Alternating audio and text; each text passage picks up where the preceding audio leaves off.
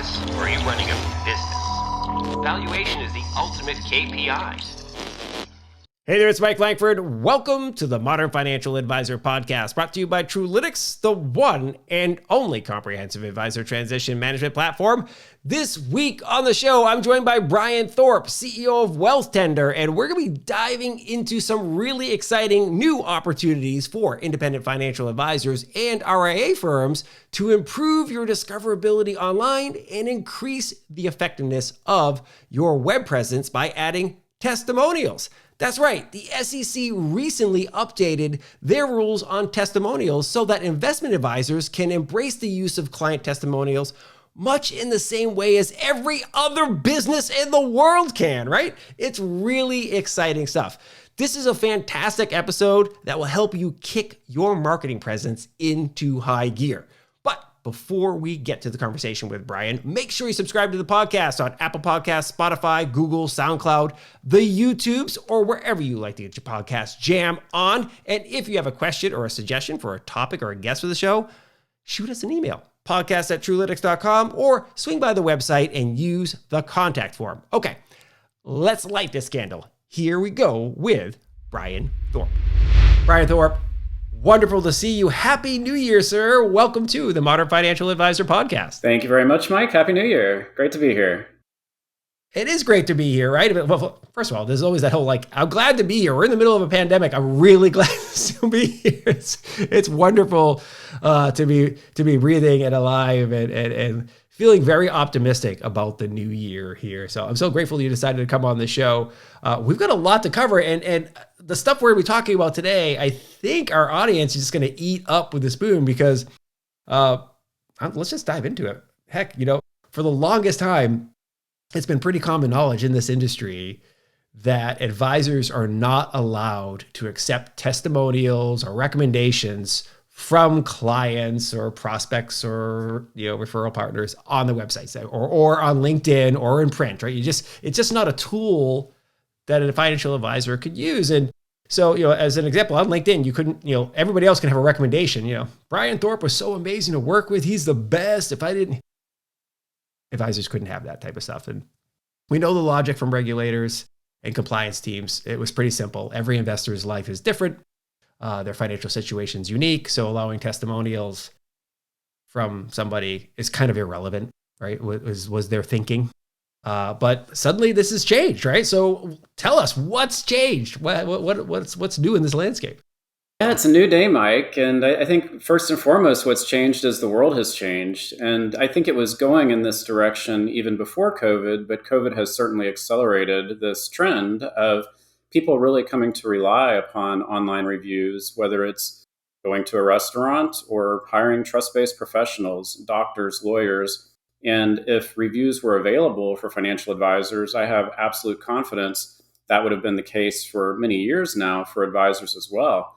But to your point, the SEC historically has prohibited financial advisors from using online reviews, partly for the very reason that there's always been that level of concern that reviews could be, in fact, testimonials that perhaps if they were solicited would not provide the transparency that consumers need to make really informed decisions or have the important details to understand the veracity of that review.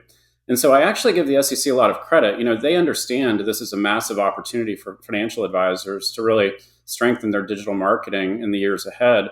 But it wasn't for the benefit of financial advisors that the SEC put this into place. Rather, if you look back at why they first proposed this rule and subsequently implemented it last year, was really all around the consumer. It was a recognition that, again, the world has changed, that consumers are turning to online reviews. And so rather than having an ongoing prohibition, let's find a way to ensure that advisors can ask their clients for reviews, but when those reviews are published, that the appropriate disclosures are incorporated to ensure that consumers can truly understand the veracity of that review, whether or not that review was written by somebody who's been a client or perhaps was never a client of the advisor, along with additional information that I think is really important for people to understand. It really reminds me of the early days of social media usage for financial advisors, right? There were firms who just blanketly forbid their advisors from being on LinkedIn and Twitter and Facebook and so forth. They're like, listen, you just can't do it, and we don't have the guidance from the SEC or FINRA. And FINRA was kind of opaque. They were just like, well, we don't know. Everyone was just kind of like waiting to see what happened. But exactly what you said happened. The SEC and FINRA both kind of started to understand this is a reality of life. Financial consumers are out there using these services. It is logical for an advisor to want to use them as well to interact with and then some are doing it even without asking permission, right? Beg forgiveness, right? Type of thing versus ask permission. And so just once the cat was out of the bags, guidance had to come down here. What are your thoughts on why it's so important? Why consumers, financial consumers, and we do have to think of them that way, right? They're consumers, right? They have choice. They have the ability to go shopping for their financial services, and choosing an advisor is one of the more important things they do. Why do you think that recommendations, if you will, are such an important part of the decision-making process now of how people, or testimonials, if you will, however you want to, we can use those interchangeably, I guess. Why do you think that's so important for them in their decision process? Yeah, it's a great question. And I think a big part of that really comes down to the fact that what you're establishing as a consumer with an advisor is, in fact, a relationship. It's a personal relationship that affects one of the most important topics and matters to you and your life and the life of your family. And there are many websites where you can understand the facts about a financial advisor, their credentials, their years of education, maybe advanced designations that they hold. But without reviews, there's not an ability to really gain an emotional connection. And so I think that's what really is important about online reviews, testimonials going forward for advisors, is it's an opportunity to go beyond just providing consumers with facts about who you are on a typical directory profile page on the internet or your LinkedIn profile page, but now being able to really create a connection, because as you ask for reviews from clients, and the SEC allows you to ask for reviews from acquaintances as well, perhaps people that know you and trust you and can vouch for you. The types of feedback that they provide collectively really paints a picture. It creates a mosaic to help people understand who you are, much more than just understanding the credentials that are certainly important, but aren't really necessarily useful in distinguishing you from other advisors who are out there. I really like the way that you phrase that. It's not just about the facts and figures, if you will, right? Like the features. Right? It's about the experience, right? And people want to understand the experience, because I say, I've said on this show a whole bunch of different times that, like, to some extent, financial advice, the actual mechanical components of it are commoditized. Just about every financial advisor has access to the same stocks, bonds, and mutual funds, right? They're likely using Navaplan or some other type of solution for financial planning. Like, a lot of the industry, there's a lot of sameness in the actual product itself, right? The packaged financial products and the way that things are delivered.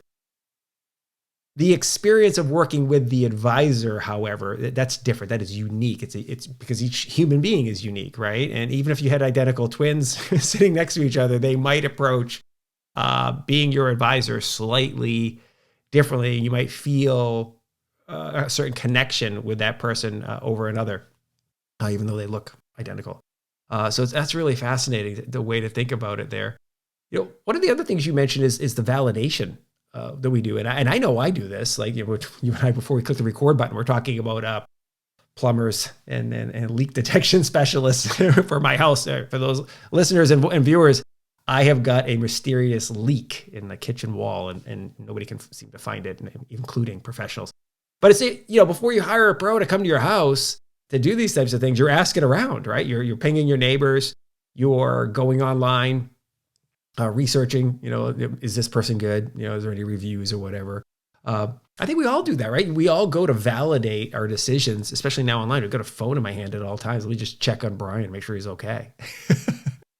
Yeah, I think you hit the nail on the head there. I mean, the fact of the matter is, most plumbers or other professionals, whether they're working on your home or, working on your body as a doctor, or again, lawyers that are out there, you really want to establish trust. And you can't just do that based upon the facts about that person, where they've been educated, the types of services that they mention on their website that they provide. It's really understanding just how good of a job they've done working with the clients that they've supported in the past. And that, again, is where reviews, I think, can be so impactful.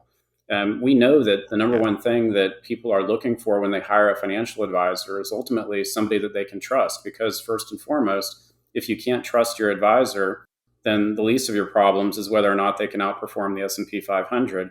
And so that trust factor is something that online reviews can really provide. And again, I think that's why it's just going to be such a game changer for advisors that embrace reviews going forward. I agree. I think it's going to be a huge game changer. But you think about, I had to buy 2 cars this year, right? one for me and one for my son. My previous car got totaled in an accident. And, when you're thinking about buying and making a large purchase, which is important to you, you're going to go out and look for some reviews, not only of the dealer that you might be working with, but also of the car. But you're not just looking for generic reviews, right? You're looking for, hey, this is who I am. I'm looking for something that approximate what my experience might be with this vehicle. And I think the same is true in working with a professional, right? Like, hey, I'm Mike Langford. I'm in the digital world here. This is what my family looks like. If I'm choosing an advisor or some other type of professional, I want somebody who's like handled my situation, right? And so when I'm looking at the review, it's not just the review itself. I'm looking at the reviewer as a validator, right? Like, who is this person reviewing this guy or this lady? Do I resonate with them? And am I likely to have a similar look and feel to it? And I think that's in the old days when reviews were just going to print with somebody's name under it, that might have been harder, right, for somebody to get that. But now that we have social media and we have people are much more digitally savvy, I think more attuned to being able to interpret, is this review something that is relevant to me? The validation process. Yeah, and in fact, there's actually a good statistic out there that says more than 80% of people trust online reviews even more than personal recommendations. And that's even when they're looking to hire a doctor or choose a doctor. And I don't think that's a reflection that people don't trust their family and friends, but it's a reflection of the fact that those online reviews are often coming from people that have been a patient of that doctor or a client of that lawyer or that plumber. And so you're getting real bona fide experience and an understanding from people who may very well be just like you. And I think that's an important point too. You mentioned how commoditized the investment side of the financial planning industry has become. And increasingly, we're seeing financial advisors specializing in a particular niche. And that in itself, I think, lends itself to reviews becoming even more powerful going forward, because if you are a prospective client who fits into that niche, you're now looking to that website, you're finding out more information about that advisor, and again, reading about how they serve this particular demographic. That may resonate with you, but ultimately, when you can then go into the reviews and see reviews from people who clearly have experiences and they're sharing stories about the way that advisor has helped them with their particular needs, which resonate with you because those needs are similar to your own, it becomes a really powerful 1-2 punch to combine those facts with those reviews to get that emotional connection that can really drive consumers to pick up the phone and make that first appointment. I love it. Now, before we go any deeper, because we have some really cool stuff to talk about how advisors can actually do this, how they can have testimonials and reviews and be compliant in doing so. There's 2 words that always come up when we talk about this type of stuff. And when I've worked up with digital strategy for a lot of wealth management firms over the years, I always make sure these come up so that people understand it. So the first word, and our compliance officer is going to be shaking their head, I'm sure. The first word is entanglement, and the second word is adoption, right? Entanglement happens when a financial advisor or a firm is involved in the actual creation of the content, right? So if you are an advisor and you help your client write up a review, or you compensate them in some way, like give them a discount or tickets to a ball game or whatever, you are now effectively entangled in that. Now, by the way, these aren't necessarily bad. They just are, right? And they, like, so as an example of entanglement, if I paid somebody or in any way, shape or form, or helped them with a review, I have to disclose it. I'm sure you're going to talk about the disclosures in more detail. And the second one, adoption, and this has long been the case. And this is why so many financial firms had some issues with likes in the early days of social media.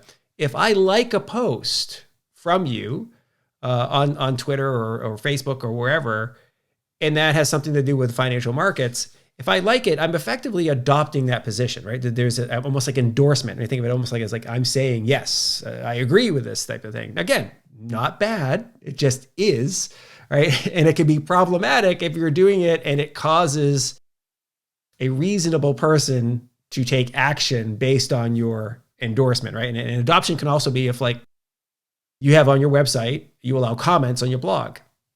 And a client comes in and comments and says something and it says, oh yeah, absolutely. Mike told me to buy Apple stock, and thank God I did, because Apple is the best company ever. It's going to go up into the moon. It's going to be the first $10 trillion company. If you leave that comment on your website, you have effectively adopted that as part of the content. So anyways, I'm long rambling. I thought it was worth talking about these types of things. You're the expert here. Have the rules that the SEC just came down, have they changed regarding those areas, or are they just kind of added more clarity to, like, how do you handle those types of things? Yeah, they have definitely added a lot more clarity. The SEC marketing rule itself, depending upon the version you read, is around 400 pages. So it's you definitely need a few bags of popcorn to get through it. What's interesting is if you take a look back prior to the new marketing rule becoming effective, testimonials weren't prohibited by the SEC. Rather, it was if they were solicited that they were prohibited. And to your point, these concepts of entanglement or adoption have essentially always been around and out there. And as an advisor, as long as you did not ask for that review, let's just assume the review came in on a site like Google or Yelp. As long as you didn't ask for that review, then you haven't done anything wrong. Now, if you like that review, or if you respond to that review, then you have entangled yourself with it and or adopted that review, depending upon the nature of your response or how you're using it. For example, bringing it onto your website, as you suggested. What the SEC has done in the new marketing rule is provided greater clarification to say, okay, going forward, we are going to allow you to ask for reviews, to solicit reviews from your clients, from other people. So if you ask for a review from a client, a current client, the SEC considers that to be a testimonial. If you ask for a review from an acquaintance, somebody other than a current client, it could also be a past client, then the SEC refers to that as an endorsement. And those are important distinctions, but also important to recognize that going forward, you as an advisor can ask for reviews from both clients, former clients, as well as other acquaintances that you think can vouch for you and provide good context to help other people that are thinking about hiring you. If you do that, there is still an open question as to whether or not the simple act of asking for that review is in fact entangling you with it. So we're waiting for additional clarification from the SEC on that point. And it's a finer point, but it's a really important one. So here's an example of how this plays into the fold. If the act of asking for a review is deemed by the SEC to itself entangle you, historically, before the new marketing rule, that would have been problematic because solicited testimonials weren't permitted. But now with the new rule, it's okay to ask for that review, but as long as you have solicited that review, you're going to need to comply with the disclosure requirements of the new rule. So in other words, entanglement and adoption going forward is okay, but if you've become entangled or you've adopted that online review, that testimonial, it's going to be important that you ensure you follow the rules within the new marketing rule to ensure proper disclosures that accompany that and ensure that your policies and procedures are all up to date and aligned with the new rule to account for that as well.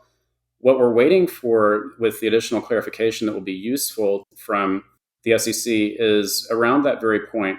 Does the simple act of asking for a review in itself entangle an advisor?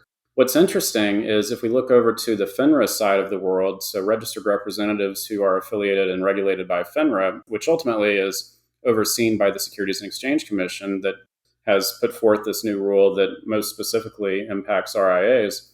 What's interesting is FINRA actually has a rule or clarification they provided a couple of years ago. It's Regulatory Notice 1718, where they indicate that unsolicited reviews that are posted on websites like Google and Yelp don't trigger the disclosure requirements. But essentially, what that's implying is if you, as a registered representative, have asked for a review and it's published on a site like Google or Yelp, then you need to ensure that the appropriate disclosures and requirements are met because you've effectively triggered it by asking for that review.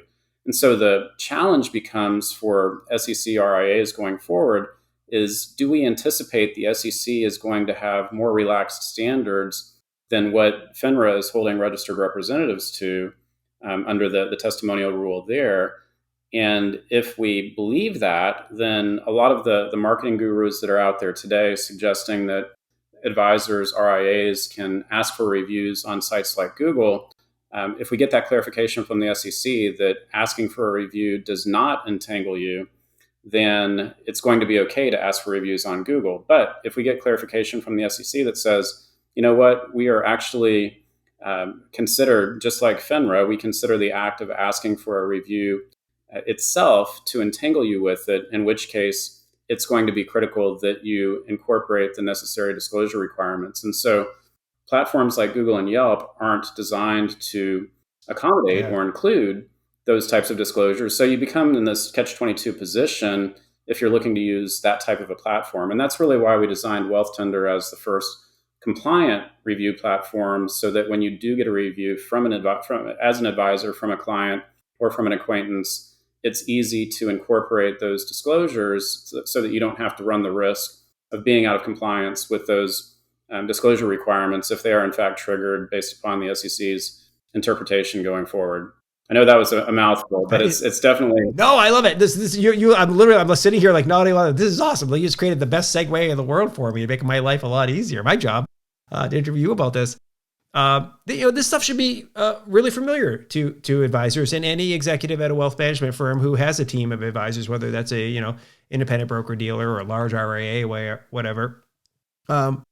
Your social media platforms and your email platforms have some level of disclosure requirements there, and they also have some other compliance, right? So they have to be archived, they have to be supervisable. You have to have tools in place so that a compliance officer or principal of the firm can spot check things. You should have some mechanisms in place to make sure that the content that is going out from your advisors, whether it's just original content that's a blog post or just a post or interactive content, you've got to be able to review it and make sure that it's kosher, right? It's pretty standard stuff, not that big of a deal.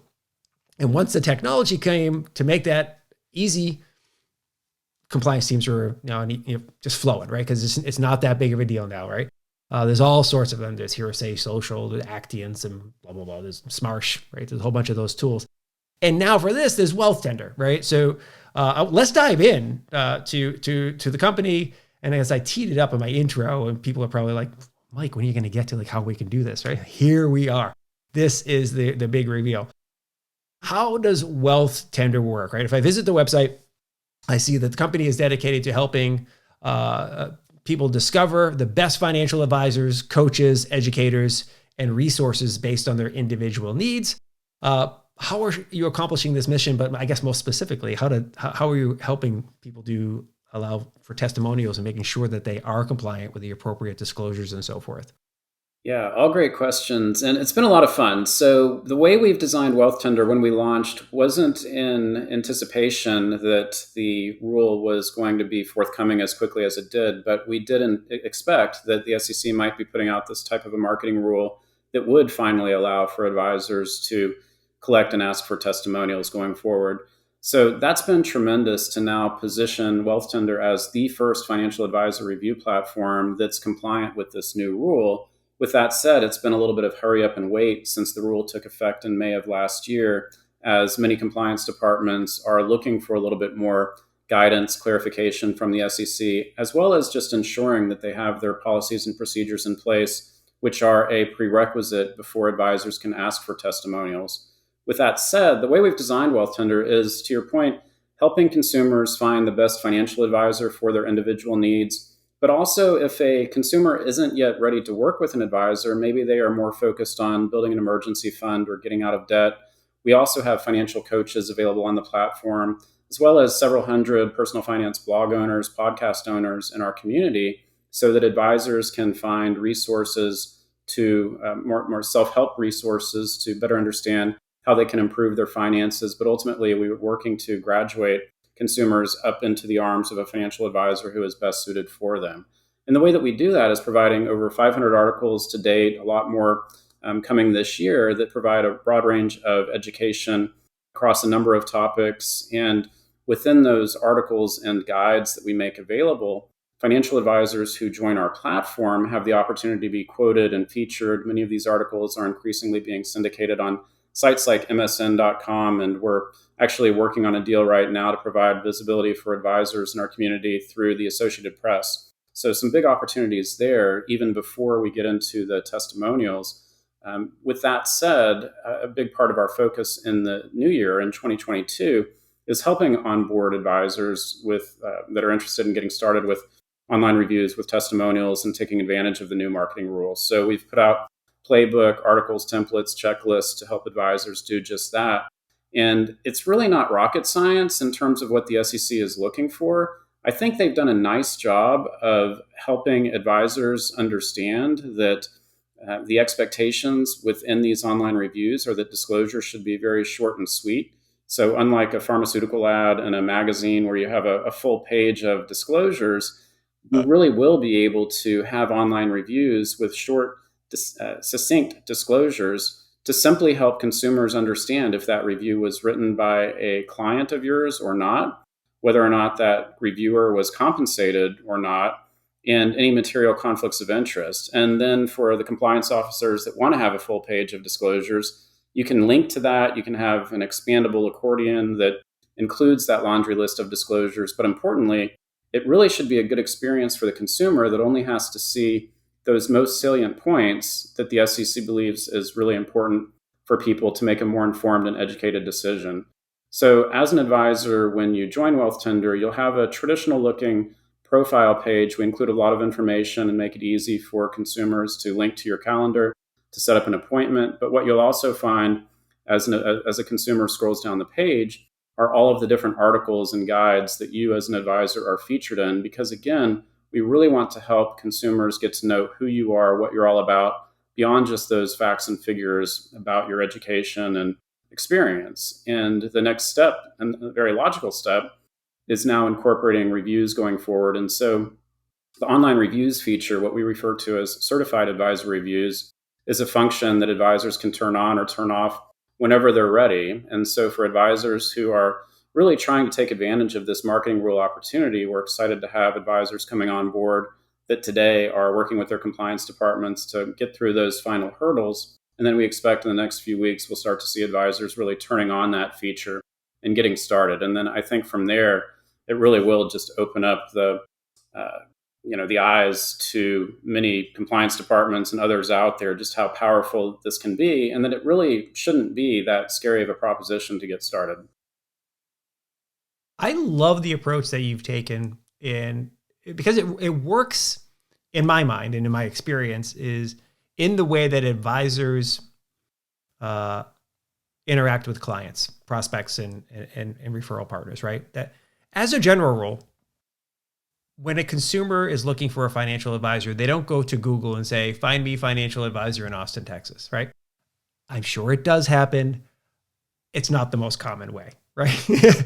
Most of the time, they talk to somebody they know, or they've met an advisor at an event, or went to some advisors, seminar or something, or the advisor came into the workplace, or what.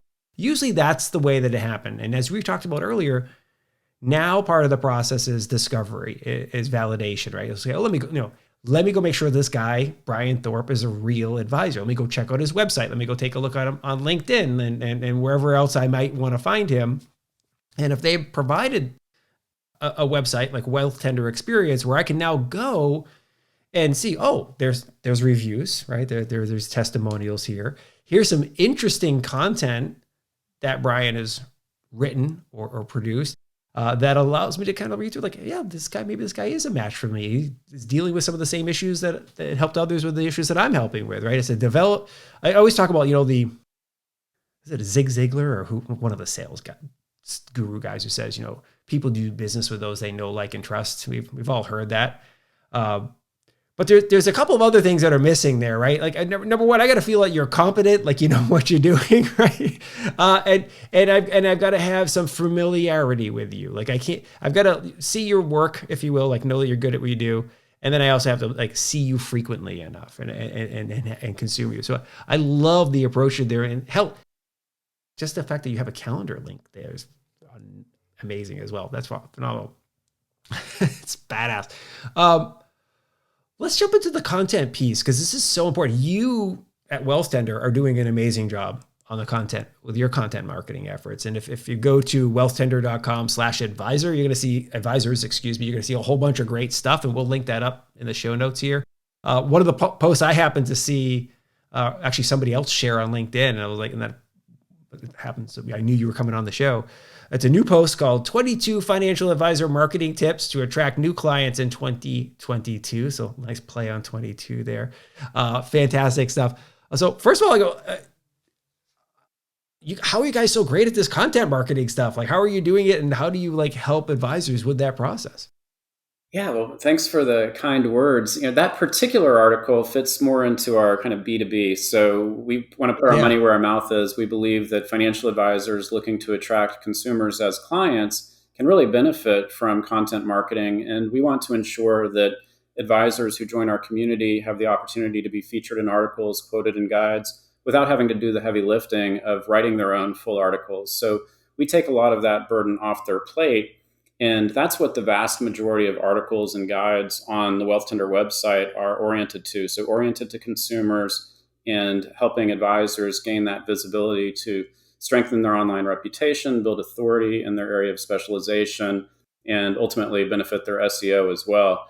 The 22 Financial Advisor Marketing Tips for 2022 article that you mentioned is an example of us putting our money where our mouth is. So articles that are more oriented to help provide education for advisors that are looking to do the very thing that we can help them with, and hopefully attracting them to not only Wealthtender as a digital marketing platform to help grow their business, but also we introduce a number of different tools, resources, and companies that we believe can be beneficial for advisors to consider using as well to strengthen their marketing activities.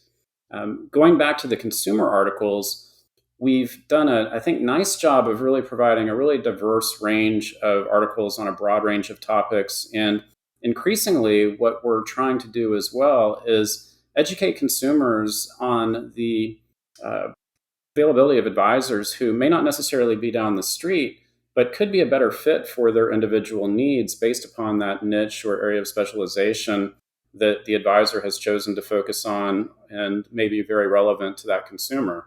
And I think COVID has really accelerated this. And so we've leaned into that with a lot of our content, where we believe that there will continue to be many people who want to have that advisor that lives down the street, that lives in the community. But increasingly, we think that zip code should be a factor, but not the primary factor when consumers are looking to hire a financial advisor. And so many of the websites that are out there today to help consumers find an advisor start by saying, put in your zip code, and then we're going to find the 3 best advisors for you.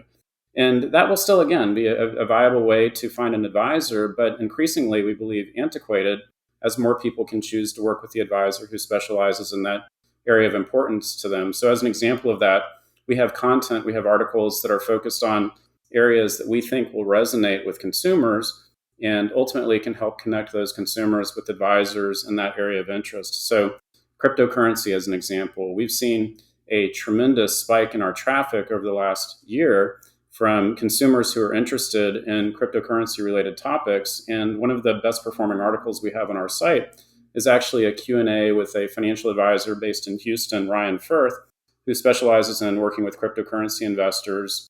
And a lot of consumers are flocking to that article. And so we've really leaned into that with more articles to help them understand the risks involved with investing in cryptocurrencies, but also the benefits of working with an advisor who understands this particular digital asset class if they are going to, move forward, how an advisor can help.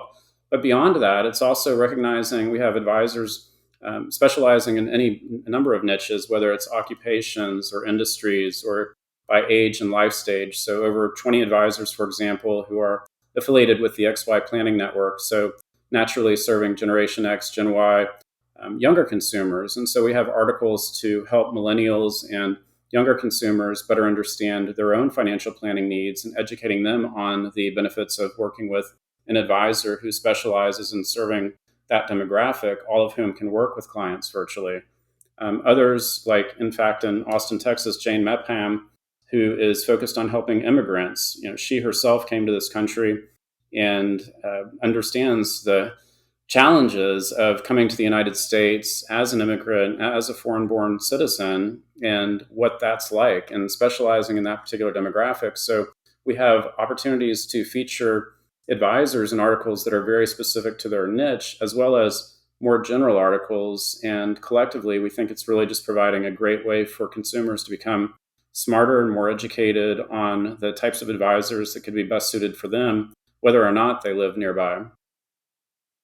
I could not love this anymore, and I hadn't really thought about this as much before you brought this up. Well, we've talked a little bit about the fact that people and advisors specifically getting more comfortable with Zoom and so forth has really opened up their potential to do business beyond their local nexus. And I love the fact that you're coming at it from the consumer side too, right? So many clients have historically thought, I need a financial advisor whose office is here in Austin. Like, of course I would have an advisor who's here in Austin because God forbid I have to go to their office.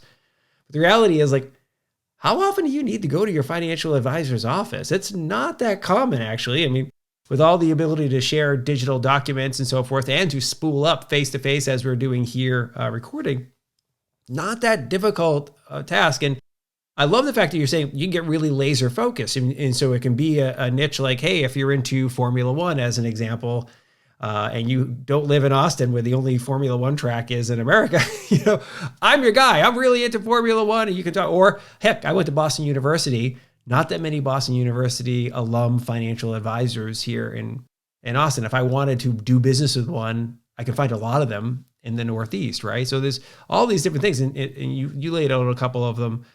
But it's a wonderfully new landscape here where you can pick the advisor that fits things that are important to you, right? That whether it's, hey, I want a female advisor, I want somebody from a certain other demographic, whether it's ethnic or LGBTQ or something like that, you can find somebody, right? Even if they're not in your local hometown, you can connect with the person that's best for you. That's really fascinating. I love it. Yeah, it's been a lot of fun. How is that? Good. It's been a lot of fun. How's that been received? How has that been received? I would say both by consumers as well as advisors, it's been received exceptionally well. And from a consumer perspective, what's been fun is just seeing the increasing awareness among consumers that, wow, I didn't know that one financial advisor might be different than another. And again, in this age of robo-advisors and a lot of people saying, I can just do all of this myself, the awareness that we're being able to create through these articles that, hey, again, as a cryptocurrency investor, had you considered somebody that has gone through advanced designations that are starting to emerge in that area, or just building that base of knowledge and experience to help you avoid some of the traps that most people simply don't have time to figure out on their own? And that's just one example that's a little bit more on the investing side. But we also have an advisor, for example, Stephanie McCullough in Philadelphia, that works with clients nationwide, specifically divorced women, single women. And again, another great example for women who have read some of the articles that we've published that now become aware, like, wow, here's an advisor I can work with that understands exactly what I've been through, what my life experience is like. And then the ability to work with that advisor and realize that I'm not just getting an advisor, I'm also becoming part of a community that this advisor serves, which include people just like me. And again, that's where online reviews that start to emerge from that base of clients that share that same type of experience are really going to be powerful for advisors, especially that are focused on a particular niche or interested in building that area of specialization nationwide. That's awesome. It's, I've told this story on this podcast, I think a couple of different times in different situations, but there's the guys who wrote the book Millionaire Next Door. I'm not sure if you've ever heard of that. A couple of economists, and they just studied millionaires, American millionaires, and looked for patterns, right?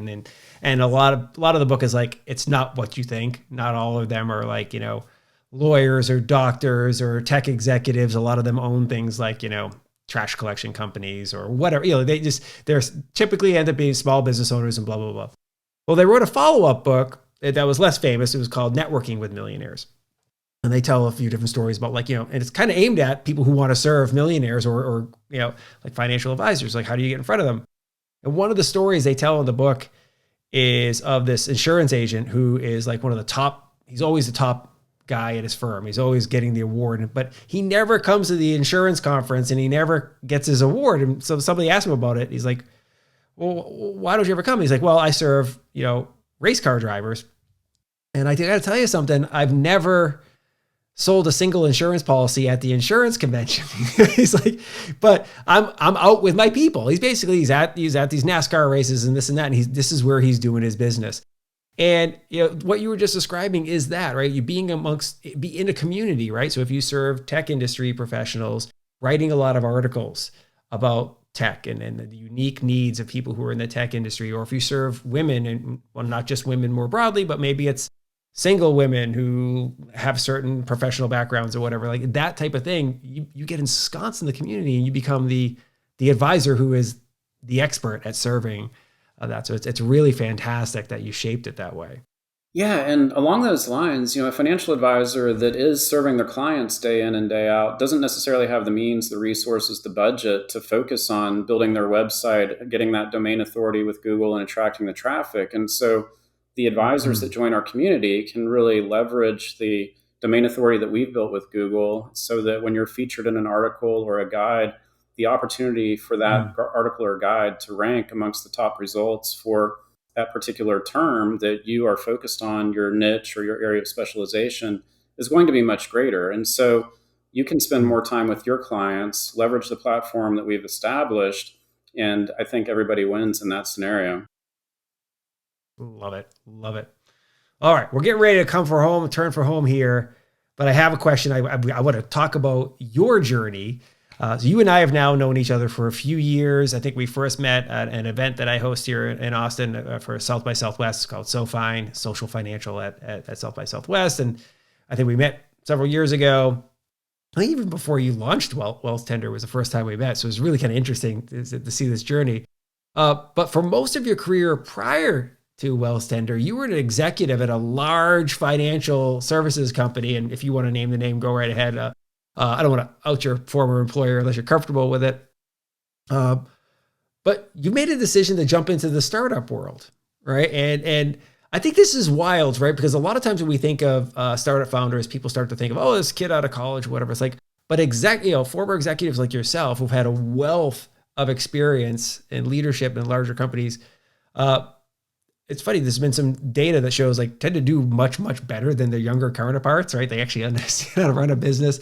What was your inspiration for Wealthtender and how are you adjusting to startup life? Yeah, well, I think journey is the right word. It's certainly been a journey and it's been a lot of fun. And, I'm happy to disclose, I was with Invesco for 22 years. They're headquartered in Atlanta, but I was based in our Houston office and most recently was the head of the key account team there. Great group of people. It's a wonderful organization.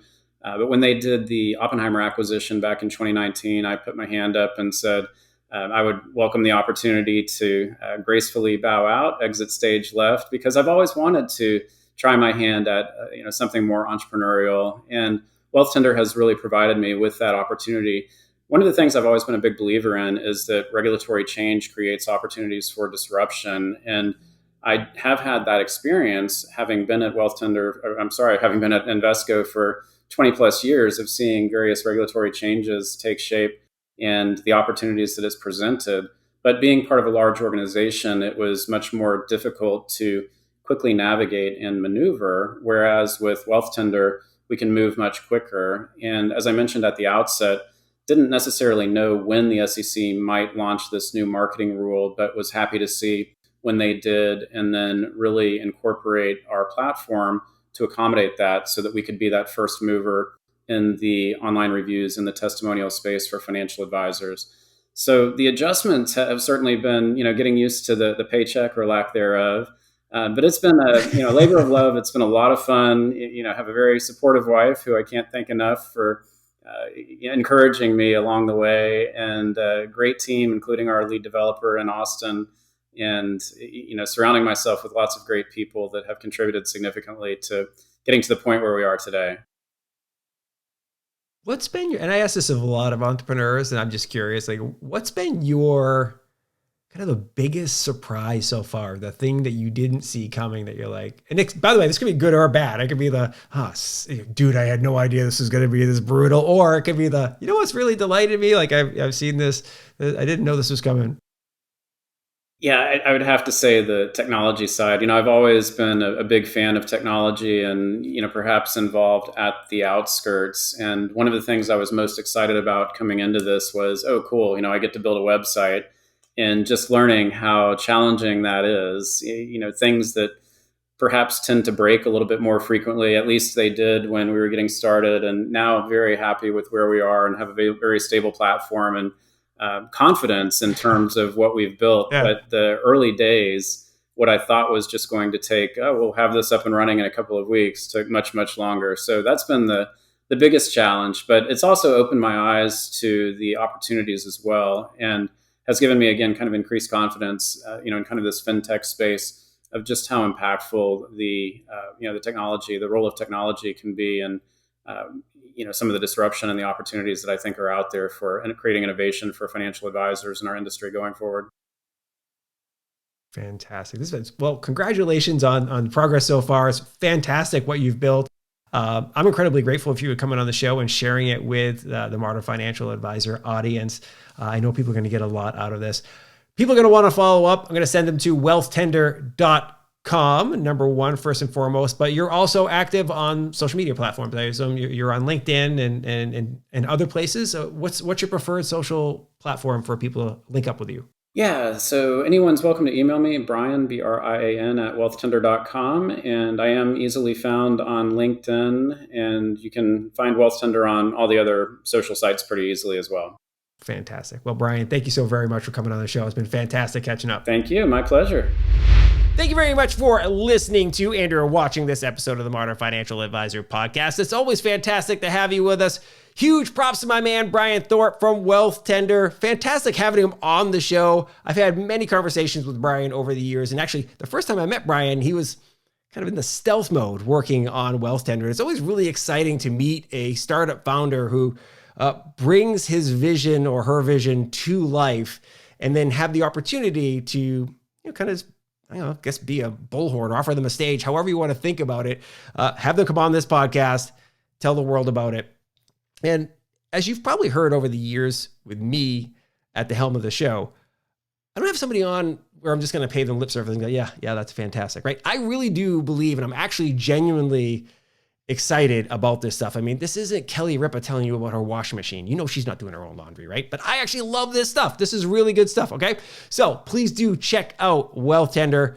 Lots of good stuff for you there. And by the way, if you like this episode of the show, chances are people in your community are going to like it as well. So give it a share on social media, LinkedIn, Twitter, wherever you like to hang out online. Let people know you heard this episode of the show, and they should check it out as well. All right. Lastly, as you heard me say earlier, please do make sure you like and subscribe to the podcast, and send in your suggestions for guests and topics, podcast@truelytics.com. We would love to hear from you. All right. That's it. That's all I got. Hope you're staying safe, and be nice to each other. We'll see you next time on the Modern Financial Advisor podcast. See ya. Bye.